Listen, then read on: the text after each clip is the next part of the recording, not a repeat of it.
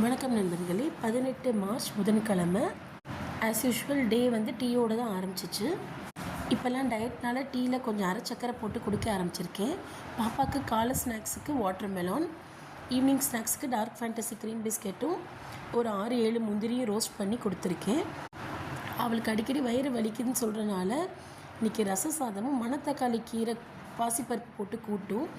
ரசத்தில் கடுகு இருந்தால் பிடிக்காது, அதனால் அந்த கடுகை எடுத்துட்டேன்.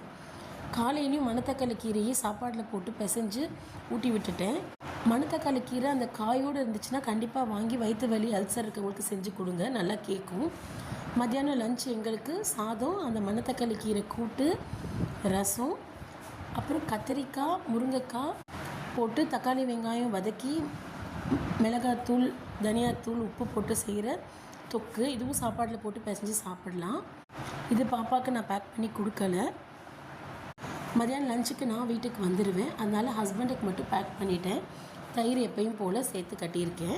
மணத்தக்காளி கீரை பொரியலாக செய்கிறத விட இந்த மாதிரி கூட்டாக செஞ்சு சாப்பிட்டிங்கன்னா டேஸ்ட் நல்லாயிருக்கும். செடியில் கொஞ்சம் கொஞ்சம் பூ பூத்துருக்கு.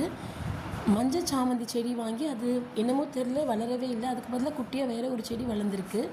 அதே மாதிரி இந்த பூச்செடியிலையும் பக்கத்தில் வேறு ஒரு செடி பெருசாக வளர்ந்துருக்கு. நட்டு வச்ச கொத்தமல்லியும் சரியாக வரலை, வெயில் நினைக்கிறேன். காலையில் பெரியவங்களுக்கு சேமியாவும் தேங்காய் சட்னியும் தான். நன்றி.